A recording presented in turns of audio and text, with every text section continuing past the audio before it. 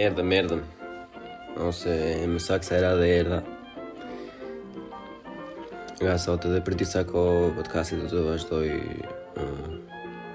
Bill Burr style. Ata që mund ta kenë ndjekur Monday morning podcast Bill Burr. Më thënë, normalisht më mirë se ai, po që të jetë vetëm për disa kohë. Nga t'ja fillojmë mbas gjithë këtyre pushimeve vere.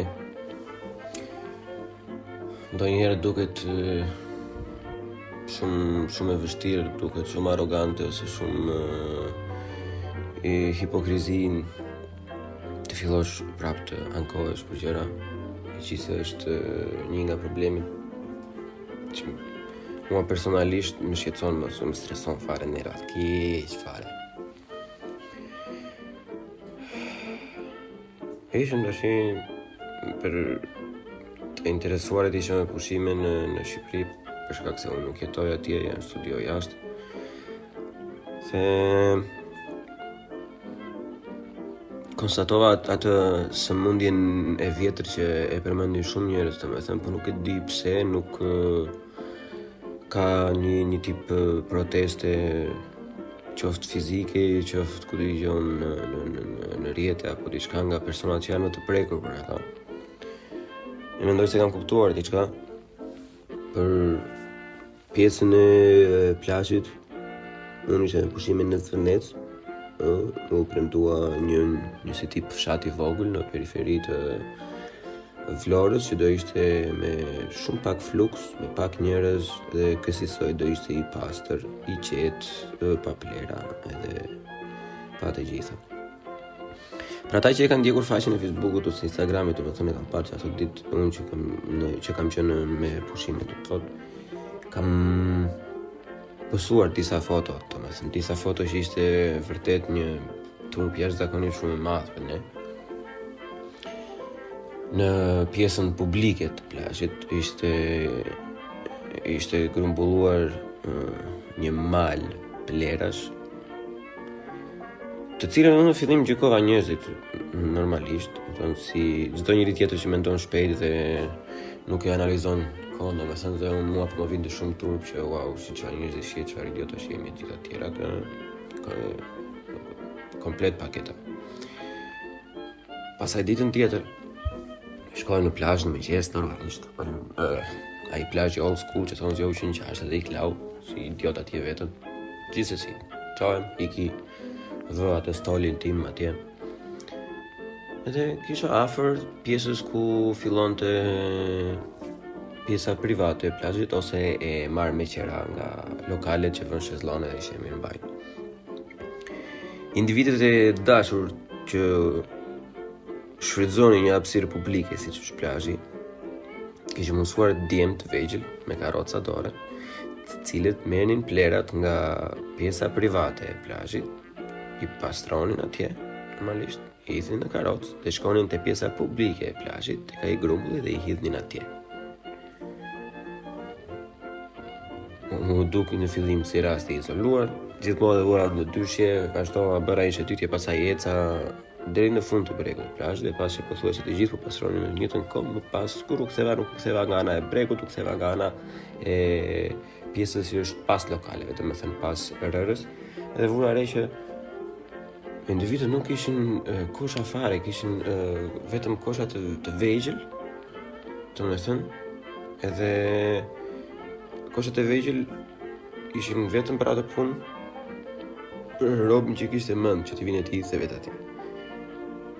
Domethënë që nëse ti do i në kosh, atëherë kishte 50-50 shanse ato të përmblidheshin te koshi ku dëgjoni komunës, të vinin të asistonin.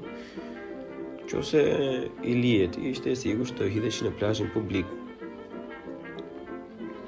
Tani nuk kuptoj këta njerëz që kanë biznesin e tyre, sidomos restorantet edhe pjesët që ishin nga të dyja skajet, si mund të hedhin plerat që zhvillohen në ambientin e tyre 10 metra larg vetes.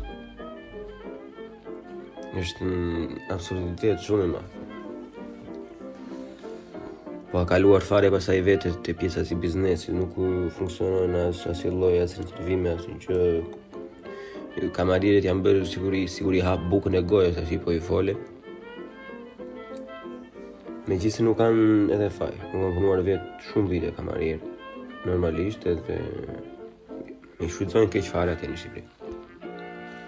I shfrytëzojnë shumë keq dhe në një restorant peshku që ishim një herë, për shembull, filani s'kishte asnjë lloj krye kamarieri, I kishte qitë shumë atrinj, porosit gabim, kuzhinieri I bënte të gjitha bashkë aty, dhe me ishte tip kazani dhe merrnin ndajnë vetë, me thënë. Edhe çfarë mund të bësh si individ, si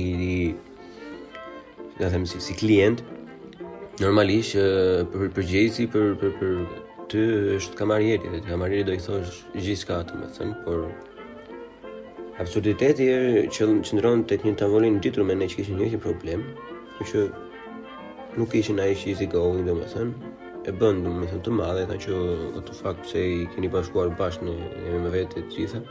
Pronari vjen e thot në vend që ti kërkoj falje dhe të ndryshoj diçka ose mos ja marrë lekët fare siç ndodh çdo kund, me çmime akoma më shumë të larta dhe me cilësi akoma më shumë të lartë, I thotë që mos I binim qaf kamarierit. Edhe kështu është, po deshet rini, po deshet ikni. Që unë nuk e di, domethënë në qa planeti jetojnë këta, domethënë, po janë çdo lloj standardi. Po nuk ka vetëm gjëra të këqija. Ajo Vlora ishte bërë shumë e bukur, goxha investime atje, më pëlqeu shumë, edhe në pjesa jashtë, në ato periferit, vete për në radhim ose Lagja e vjetër ishte kryevepër fare, për shembull, ishte për mendimin tim ishte diçka jashtëzakonisht shumë e bukur, ishte çdo robi që dëgjonte nëse nuk ka vajtur tek qendra muzeale apo nuk e di si quhet, qendër Vlor. Në fakt ato tani fsheshi Flamurit edhe këto po atje po rikonstruktohen, me sa pa shumë se ishin gjitha në gardh, domethënë, po tek lagja e vjetër që duket shumë si ku dëgjon, si në kohën e otomanëve ose përpara otomanëve, nuk e kam iden fiks. Ishte goxha shumë interesante, mund të bëj një ose dy foto shumë të bukura në fakt. Dhe Edhe thraso që këmënin për një lloj identiteti, se normalisht ka nuanca të të arkitekturës otomane, po prapë është gjë e jona, domethënë, nuk është gjë e keqe të jesh krenar për ato gjëra. Përkundër janë asete që duhen reklamuar sipas mendimit tim. Rrogët ishin bërë mirë, ai pas I Fierit për shembull duket që kishte zgjidhur shumë punë. Pavarësisht se po të kapet robi, mund ta gjesh të kapesh me shumë lloj gjëra, domethënë, por përgjithësi ishte goxha mirë, domethënë. Mbeta I kënaqur, po fatkeqësia më e madhe është për çdo rrugë si ajo bypass I Fierit, domethënë që bëhet deri në një farë pike ose deri në një pikë shumë të bindshme brenda standardeve, domethënë janë 10 deri në 150 rrugë të tjera që janë jashtë çdo lloj standardi. Edhe një nga ato është ajo rruga që kisha postuar në Facebook dhe Instagram para disa ditësh, që është unë nuk e di ku thërret Qameti. Unë kam vetë një teori për këto gjëra. Këto mostra që janë për kryetarë bashkie, politikanë, deputet apo krye pleqër, fshatrash, përdorin një lloj dhune ndaj zgjedhësve në mënyrë që ja shtypin kokën që gjithkohës nuk krijon asnjë lloj mundësie, domethënë ja vën fiks këmbën në gurmaz, derisa mos marrin me frymë dhe pastaj ja lirojnë pak, thonë ja tash ta solla. Edhe ai robi që ka qenë I shtypur gjatë gjithë kohës, edhe një vrim t'i zesh ka rrugë, I duket sikur I ke dhënë dynjan. Për të gjithë ata që nuk e kanë parë atë, unë sugjeroj ta shihni atë postimin që kanë bërë, domethënë, është bashkia e Dimalit ose Urës Vajgurore, bashkia që sa di unë Juliana Mema, ose diçka e tillë, ose Memaj, nuk ka rëndësi, domethënë, sepse është gjithsesi një fatkeqësi shumë e madhe që rob të tillë vetëm që i bëjmë rrugë, unë nuk kam asnjë lloj problemi. Nëse nuk i ke fondet ose nëse do të vjedhësh, të paktën mos e nxirr. Mos e nxirr diçka që mund ta bëj dhe vetë ai shatari me karroca. Kupton, po ja lësh atje e shpërndan dhe vetë ashtu siç i shpërndar ata. Më vonë ose që ishte nuk ishte as asfalt. Ishte rrë bituminoze. Ta persona mund ta dinë, por është thjesht një përzierje materiali që unë se kisha parë ndonjëherë të përdoret në atë lloj forme për rrugë, domethënë, por ja që ndodhin këto gjëra në Shqipëri. Dhe si ajo rrugë, ose në fakt pak më mirë se sa ajo rrugë, janë shumë rrugë të tjera. Është një rrugë tani në Tepelen, për shembull, që mund ta krahasosh dhe me rrugën që çon nga Berati, që u reklamua si një nga perlat që do bëhen nga Berati, mes fshatrave që do nxjerrin nëpër met, domethënë. Dhe kur u reklamuan si rrugë turistike, alla frenga, domethënë që i kanë francezët, e kupton, të vogla, dhe për trafik jo të madh. Tani paradoksi në të gjithë këtë çështje që ndron që këto rrugë gja janë të ndërtuara, domethënë janë ndërtuar shumica në kohën e italianit, domethënë e kanë trasen normalisht të madhe sepse ashtu e ka kërkuar koha atëherë, domethënë ishin parashikuar të ishin damar që mund të përballonin një trafik, domethënë. Mile babi më ka një shprehje gjithmonë kur i ngrihen erat me të thoshte, nuk e di se ç'a bëjnë këta tani, në kohën e xhaxhit kalonin 2 zis pa lëvizur nga rruga, domethënë. Dhe nuk kanë nevojë të disë shumë rreth inxhinierisë ose rreth ndërtimit të rrugëve të kuptosh që ajo që këta bëjnë është thjesht një vjedhje që nuk bija shumë në sy. Sepse nëse ti e ke gjatë trasen të përgatitur për 10 metra dhe nxjerr një rrugë që është vetëm për një makinë, do të ndalojë tjetra që të shkëmbehen. Këtë më thënë që në një periudhë të afërt ti duhet ta zgjerosh, sepse nuk është një rrugë që të çon në theth, për shembull, që është fshat turistik, është një rrugë që kalon mes fshatrave që ka prodhime shumë të mëdha, si qershi, ulli edhe frutat e tjera, domethënë. Nga ajo zonë vjen dhe ulliri kokormadh i Beratit, domethënë, për gjithë ata që janë interesuar, si dhe vaj edhe të gjitha. Pavarësisht se tani i kanë mbjell edhe atje ku ka qenë me shalqie e pjepra e mbjell ullin, se normale nuk e kanë ide rob se si funksionon tregu. Por në njëta gjë me rrugën e Tepelenës, domethënë janë të dyja në të njëjtën vijë, janë trase të ndërtuara. Rruga ishte shumë gati e burr. Unë nga një nga këto fshatra, domethënë fshati i parë direkt në Berat e ka prerë dhe ka mbajtur shpesh atje. Rruga nuk donte asnjë gjë tjetër në punën e planimetrisë, ajo traseja ishte atje. Duheshin 2 ose 3 vende disa barriera për shkitjen e dheut, që është normale, se nuk është diçka që është e pamundur, është normë tashmë. Dhe përpos kësaj donte vetëm një stres lidhje dhe pastaj stresin që kalojnë makinat sipër. Mos të kalojmë pastaj të flasim për sinjalistikë apo ku dëgjon këto vijat që nuk e din. Nuk s'kan harxuar boja, mos i gjykoj kot, mos nuk kanë më materiale apo. Por që është një fatkeqësi shumë e madhe sepse mama ka pëlqyer pjesa në fillim, domethënë që po mundojnë të bëjnë gjëra të tilla, po nuk ke pse e zët 100 herë me dorë kur ti e ke mundsinë gjatë. Nuk është se po hap të rrugë të re, edhe vërtet do kushtonte shumë, se kushton shumë. Kur hapet një rrugë e re, pjesa që e heqjes së materialit të dheut të inerteve është një pjesë që shkakton jashtëzakonisht shumë kosto. Po kur ti e ke gjatë aty dhe nuk e bën, kjo është e papranueshme. Edhe në Berat, në qytetin tim të dashur, por fatkeqësisht të shkret, është duke ndodhur por afërsisht e njëjta gjë. Për njerëz që kanë qenë në Berat është ndërtuar sheshi përpara këtu e 4-5 viteve, mbi 6 viteve, nuk e di. Dhe ai shesh po prishet prap tani. Po prishet prap se do bëhet me parkim nën toksor, sepse kryetari i Bashkisë Beratit është plera Ervin Demo, që vdes për t'ja marrë pak në gojë Erion Velie, do të vdes të jetë në çiksi ai. por që është një person që është bërënat fare, që nuk e shikon njëherë, që me informacionin që kam me njerëzit që pyeta vetëm të enjteve vjen në Berat, deri në Tiranë që gjithkohës. Dhe ka vendosur domethënë që i duan dhe disa milionat të tjera atyre filanëve që janë në Berat, për mos përmendur emra, se unë akoma nuk e ndi veten e sigurt deri në atë pikë që mund të them çfarë të dua, domethënë, po gjithsesi ka vendosur që i duan dhe ca lekë. Afati i fundit ishte për mbarimin e këtij projekti me 9 oksor, ishte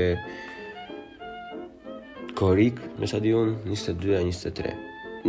Nuk ka rëndësi, fundi i korikut ose themi gushti i vitit 2021 duhet të ishte mbaruar. Unë isha fiks në gusht deri në fund të gushtit, se puna atje sa po kishte filluar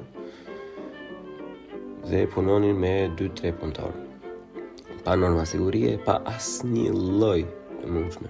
Pa kaput sigurie, pa asnjë gjë, pastaj do thonë që ja fut trapit kota shiti se nuk funksionon gjërat ashtu. Nga që nuk funksionon gjërat ashtu, ndodhin të gjitha ato që kemi dëgjuar ne të ndodhin fatkeqësisht. Por që nejse, rrugut përsëri keq. Fatkeqësia më e madhe që ishin që i gjithë rinia ishte zhdukur nga qyteti. Kemi qenë gjimnazi Babut Carbonara, mbaj mend, kemi qenë në atë vit diku të 320 studentë, po them. Me afërsi, nuk jam shumë i sigurt. Po e marrim një 49% që kanë qenë meshkuj, 48-49% kanë qenë meshkuj, i bie 150, po them, ose 140 kanë qenë meshkuj. Unë në atë qytet kam takuar shokun tim që punon menaxher, edhe disa të tjerë, dhe 2-3 filanër, kështu që i kam parë që i njifja si fytyra. Asnjë tjetër, zero. Gjithë shoqëria ime ose gjithë njofja janë në Tiranë, duke dalë dita ditës, ose kanë ikur, punojnë në përqe maniera në plëkshu, ose studiojnë jashtë. Por pjesat e rëmuese, që unë nuk e dija, mora vesh për isha atje, do me thënë, ishin në shtëpia bari, do me thënë. Ne nuk kam asnjë gjë kundër, por kundër si për ata që gjën unë i uroj gjithë mirat, thjesht qëndroni me mend në kokë, vlerësojeni riskun, vlerësojeni pjesën si sa po vuani tashin, nëse po vuani, nuk e di se si është, domethënë, po që nëse keni mend përdorini për diçka më të mirë. Përdorini për të ndërtuar diçka që juve nuk e kishit kur ishte aty. Ju uroj që të jeni aq të saktë në veten tuaj sa të dilni nga ajo vorbull në ditë. Do ishte fantastike, për shembull. Atëherë vërtet besoj se mund të ndryshonoj diçka. Po që gjithsesi, secili e vendos vet, uroj gjithë mirat, po jeni shumë të rinj akoma për të vazhduar gjithë jetën aty, kështu që më mirë bëni një dorë të mirë dhe filloni të ndërtoni atë ëndrrën tuaj ose objektivat që i keni vënë vetes. Edhe kështu shkova për të takuar njerëz, edhe vetëm shokët e mi takova, asnjë tjetër, pastaj ishte krip, asnjë lloj qeje. Domethënë vjen dhe pyetja që diskutoj gjithmonë me shokët këtej, që në Shqipëri nuk e se ku jeton me asnjë lloj vendi tjetër përveç se në Tiranë, se çdo qytet tjetër është i vdekur, çdo qytet tjetër nuk ekziston. Domethënë është për një njeri normal është absurde, domethënë të jetojë në Berat.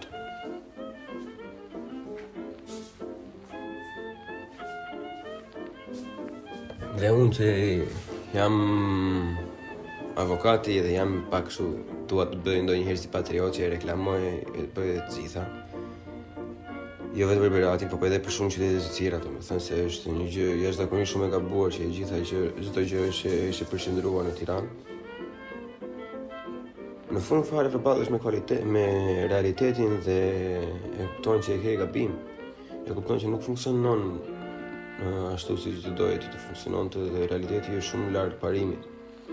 pavarësisht se qytete si Berati, Korça, ku dëgjon Kruja, Vlora kanë shumë për të ofruar. Domethënë çdo gjë është aq shumë e përqendruar në Tiranë, sa të ty çdo investim shtetëror do të thotë klasa e mirë e punës dhe studentët gjithë janë të përqendruar në Tiranë.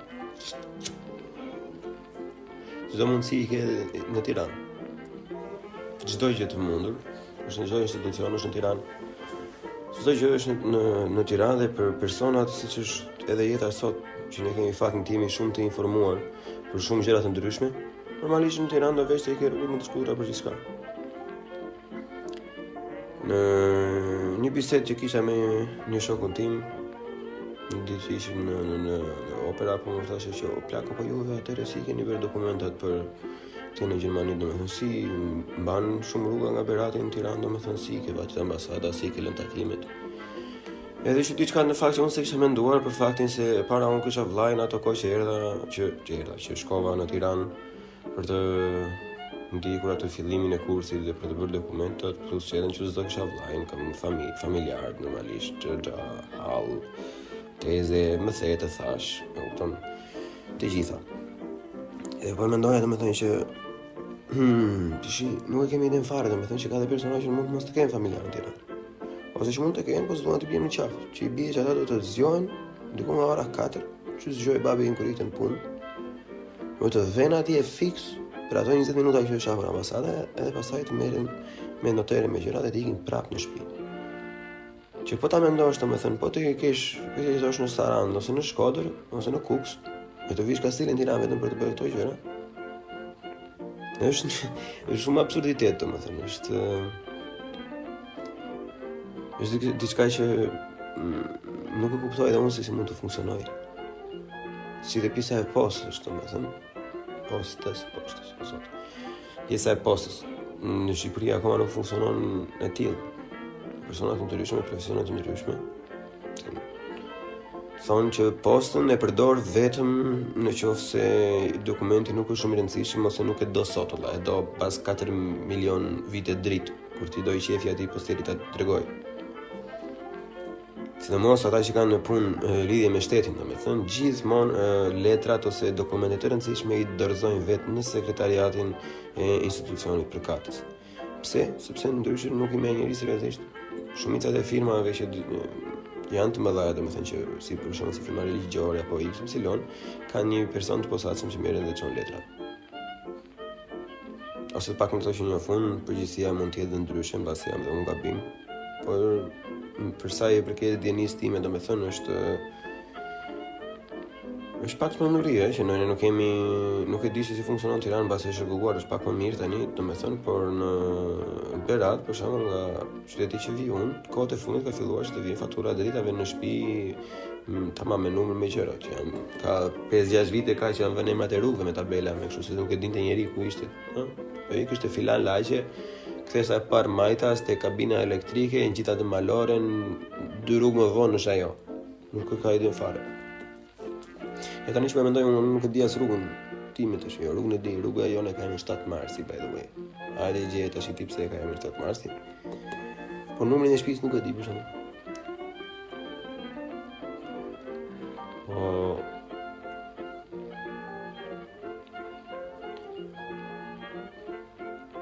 do ishte shumë e thjeshtë në fakt, po të funksiononte posta. Ka qenë diçka qesharake, kom shih tani ka pasur djalin në Angli, për shembull, çdo herë që ai sillte diçka, një që i dërgonte ndonjëherë letra, për shembull, shpejt fare për bëhet fjalë kur kemi qenë klasë 3, klasë 4, I don't know çfarë viti bie tash, viti 2003, 4, 5. Ishte një individ, domethënë që vinte deri te shtëpia e këtyre komshinëve dhe I thoshte ju ka ardhur post, edhe ikte.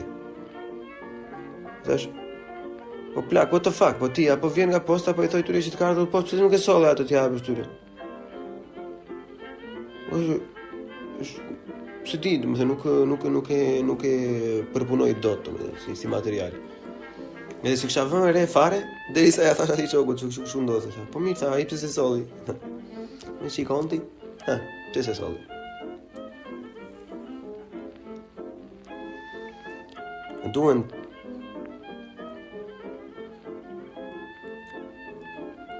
Do duhet, nuk e di çfarë iniciative duhet. Domethënë, ja kam vendosur detyrë vetes dhe kam qenë kështu gjatë kohës se do mundom të flas për nëse dëgjojnë 10 veta, nëse dëgjojnë 1 ose nëse dëgjojnë 100 nuk ka ndryshim fare, po duhet të ngrihet pak diskusion apo lidhje, do të ngrihet pak debat, nuk pse jemi ne kaq të heshtur. Mua më vjen shumë keq. Në çdo lloj muhabeti kafesh që mund të bëja me njerëzit, domethënë apo më kurse ti janë ndej apo kështu jo po ashtu, po çfarë justifikimi është këtu? Këta që janë aty ku janë nuk kanë arritur aty duke ndonjë në kafe, e duke u qarë gjithë kohës. Janë qarë 1, 2, 3, 4 herë pastaj janë çuar në protestë ata. Se normalisht kur qahesh ti, edhe shikojnë që nuk qahesh vetëm ti, qahen disa njerëz. Çfarë do bëjnë? Do qahen edhe bashkë. Detyrohej institucioni përkatës. Detyrohej institucioni përkatës të marrë masat e dura.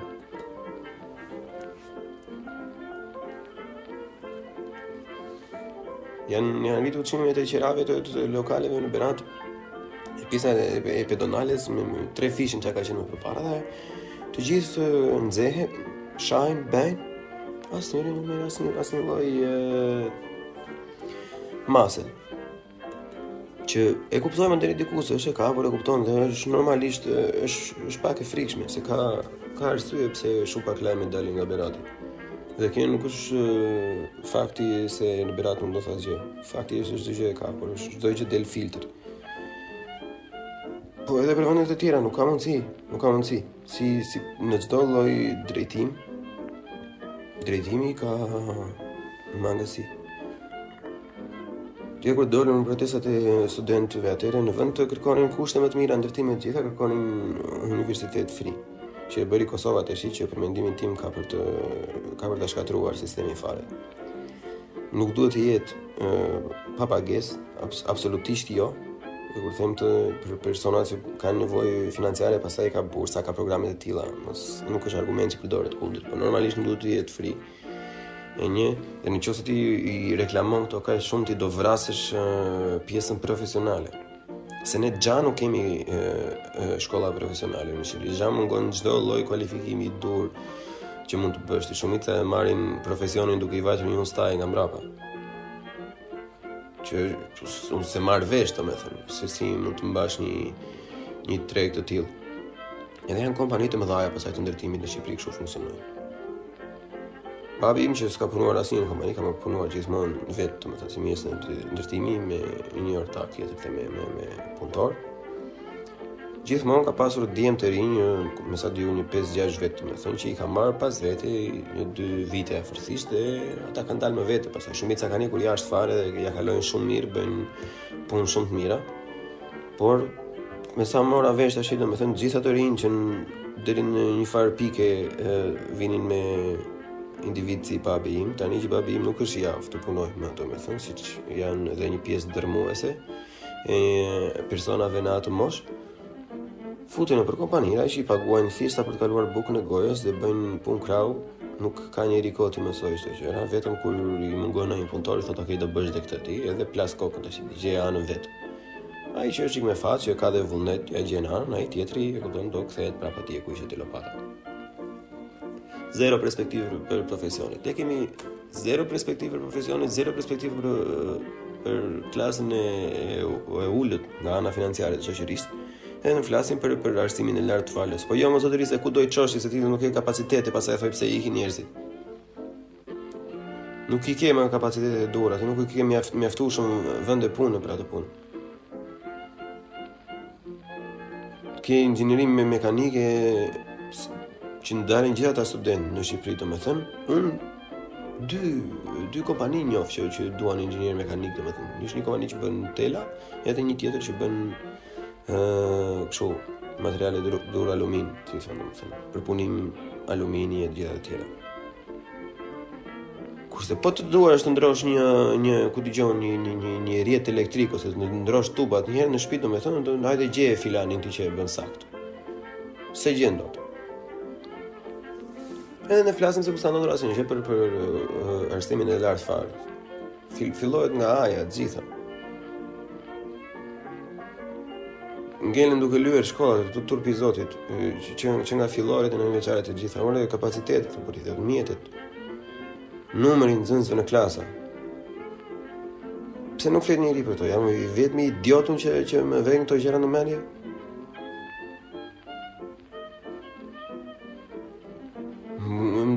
Unë do mendoja se kjo ishte diçka që mendonin të gjithë, nuk e kisha menduar asnjëherë që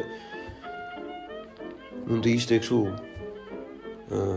gjë që nuk përmendet asnjëherë, domethënë. Nuk mbaj mendjen mi ulur 3 veta kur kemi qenë në gjimnaz. Kemi qenë 41 veta në klasë. Është absurditet. Ne flasim për arsimin e lartë që duhet jetë, jo të ulni kotat thoshin. Mba tash se kemi dalë keq të gjitha. Qëndron, unë se nuk e kam lexuar, nuk jam shumë I informuar tek ajo pjesa, domethënë, po nuk është problemi ulja kotat, problemi është cilësia e shërbimit, do ta nisësh nga rrënja në fillim. Më ofroti mua atë shërbim maksimal, pastaj kotat I vënë universitetit tani.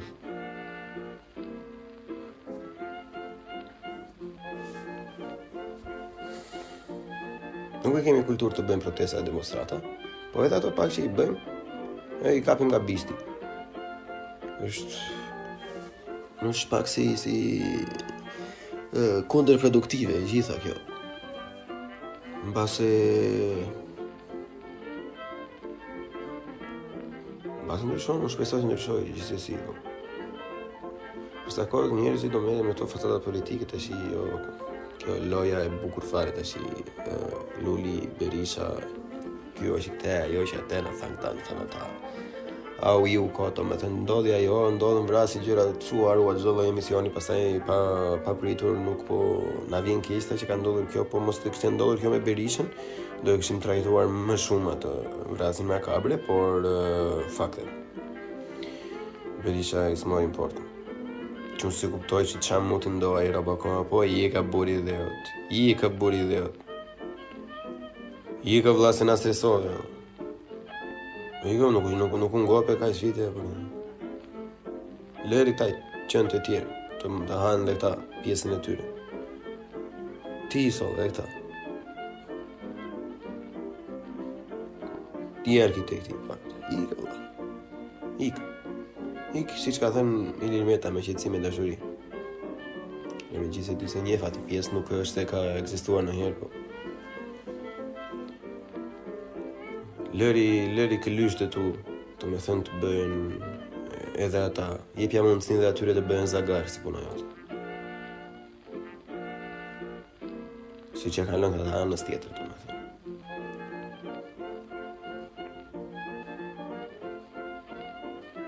Si që ka ngejrë tjetër. To e. Mendoj se edhe një gjë që duaj t'ja thoja gjithë atyre që dëgjojnë, domethënë nëse se keni diçka që ju mundon, domethënë dhe nuk ju shkon edhe mendoni se do të ndryshuar ky ligj, ndryshuar ai ligj. Në mendimin tim gjëja parësore që duhet të ndryshojnë në Shqipëri, që duhet të jetë në mendjen e çdo shqiptarit, është ndërtimi infrastrukturor I të gjithë Shqipërisë, sepse kjo po na vret, po na shkatëron qytetet, po na shkatëron fshatrat, po na shkatëron kulturën, po na shkatëron gjithçka. Se dhe Tirana nëse do ishin akset që lidhen me Tiranën të gjitha nga të gjitha anët shumë mirë, nuk do ishte me atë lloj fluksi që ka tani. Sepse nëse ajo autostrada nga Tirana në Elbasan do vazhdonte deri në dalje të Beratit, për shembull, edhe merrte 2 degëzime, një në Berat përmet të Pelengji Rokasit dhe tjetra andej nga është bërë tash me sa di unë, ishte bërë mirë në Korçë. Atëherë nuk do kishte ai fluks I madh, domethënë, se nëse ajo ekziston se rrugë janë në më pak se 1 orë nga Berati në Tiranë. Po çfarë bën, merren me investime fasad, investime idiote, si puna ajo rruga që është bërë tash aty zigzake nëpër Belçë, budalliqe, çfarë është kjo? Që zgjat 1 orë gjysmë, domethënë, po njerëzit e bëjnë thjesht për faktin që nuk ka trafik. Se kështu të merren mend, aty të vjen për të vjedhur gjatë gjithë kohës. Ktheu ante, ktheu këtej. Nuk mendoj se është diçka e vështirë për të kërkuar, domethënë është vetëm një mënyrë. Investimi në infrastrukturë është haja e të gjithave. Investimet në infrastrukturë janë zgjidhja e shumicës së problemeve, sepse ato hapin tregun, janë kur distancat janë më të shkurtra dhe shkëmbimi I informacionit, materialit edhe çdo lloj gjë tjetër është më I shkurtër. Dhe me bërin e atyre evolucioni I çdo lloj gjëje, domethënë përshpejtohet edhe është më i pastër, më i qartësor. Nuk do dyndet më Tirana, se nuk ke ti pse ke nevojë të jetosh në Tiranë nëse mund ta kesh gjysmore larg. Nëse rrugët janë në rregull. Amnesi është një diçka që unë e perceptoj si thjesht të kuptueshme nga shumica e njerëzve, që do kisha jashtëzakonisht shumë dëshirë që të vazhdonte përpara, domethënë sepse ne kemi potencial. Akset rrugore janë gjatë të planifikuara, akset hekurudhore domethënë janë në planin europian gjatë të ideuara. E vetmja gjë është vullneti të cilën ndryshimin. Ky mungon. Më mendoj që me diskutim, me hapje debati, me duke folur për këto tema, mendoj se nga këtu fillon një ndryshim sa do i vogël në të ardhmen. Mund të flas me veten tani këtu, edhe për juve që dëgjoni, mund të flas me 4-5 shokë që kam në tavolinën time, domethënë. Por kjo nuk funksionon nëse ngelet aty, kjo funksionon vetëm që edhe nëse këta 4 shokë që kam mund, domethënë do e bëjnë mohabet diku tjetër, të flasin diku me 4 të tjerë, për të vazhdoj si zinxhir, të krijohet një si ta them si një ideal i përbashkët, domethënë që kjo është gjë që neve na duhet dhe ne do punojmë ose do mundohemi ta arrijmë këtë. Nuk është e komplikuar.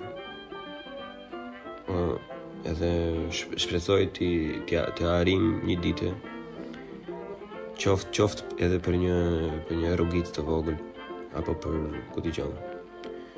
Sado gjëra të vogla të jenë. Avash kur bëhet kalaja.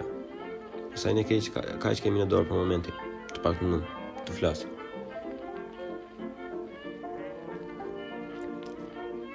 Edhe shpresoj t'ia dal për një kohë të gjatë, domethënë se pjesa e verës, domethënë me postimet edhe me gjërat që kanë bërë ka qenë në fakt e rrezikshme.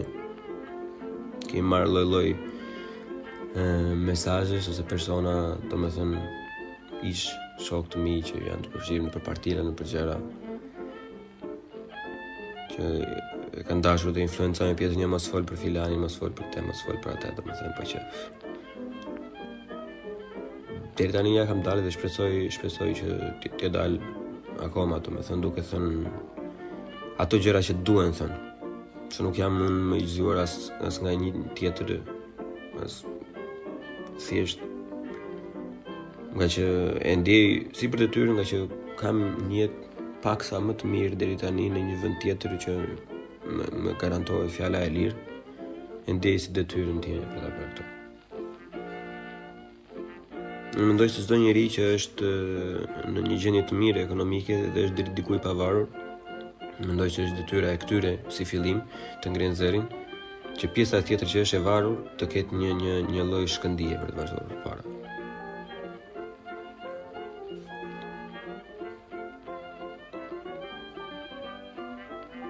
Është një tragjedi, edhe komedi është. Edhe komedi është kjo që i thash, për të qeshur, domethënë si një anashkalojmë gjërat që janë për të ardhmen tonë e për gjitha është. Apropo komedi, nuk e di sa nga juve ndjekin stand-up comedy edhe për gjitha, por para 2 ditësh, se dikur do idhet kjo, domethënë po në fillimin e javës vdiq një nga komedianët për mua më të mirë të gjitha kohërave. Për gjithë ata që e njohin ose nuk e njohin Norm Macdonald, për ata që se njohin ja u sugjeroj, për ata që e njohin bravo i qofsh, keni shije shumë të mira.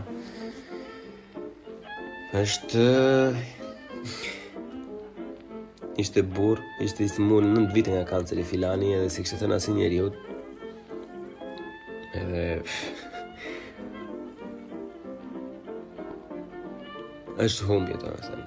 Është shumë në tim. Por që janë gjëra që ndodhen. Ai ka qenë viktime disa sulmeve për shkak të atyre shakape ose goditjes me anë të komedisë të personazheve të korruptuar, të inkriminuar. Kështu që ju sugjeroj ta zbulonin, nëse nuk e keni zbuluar, ka shumë humor versatil, ka humor të ndryshëm, ka tallje, ka humor çuna që bëjmë në Shqipëri, ka humor të thjesht, ka humor të zi, ka të pisët, i ka të gjitha brenda, domethënë është një nga karakteret më komplekse dhe që në të vërtetë e ka shumë të thjesht humorin, nuk është se merret duke shkruar 6 biliard gjëra dhe mezi pret, për thjesht mënyra është gjithçka rreth atij individi ka qenë kryevepër. Po që vdiq, iku. Do të jesh rehat atje ku është, nëse ekziston, po që. Nëse ta mbyllim për kësaj radhe. E mendoj që ishte pak më e vështirë, po ishte mirë. Ishte mirë duke provuar në të ardhmen, duke u ushtruar do arrim dhe mjeshtërimin e solo podcast. Për gjithë juve që arritët deri këtu, ju faleminderit shumë që e dëgjoni podcastin. Do kisha dëshirë që të bëni edhe like ose komente. Jam jo vetëm që i pranoj, po i dua edhe replika dhe vrejtje dhe gjitha, të më thënë, jam person pro debatit, pro diskutimit, kështu që do gëzohesha shumë për çfarë lloji mbështetje që juve mund t'i jepni, një subscribe, një like, ose thjesht një sugjerim tek shoqëria juaj, një shpërndarje. Gjithsesi mbetet në dëshirën tuaj. Më kryesorja është unë ja u di për faleminderit që u trashet me mua sot. Pas mirit, pafshim deri herën tjetër.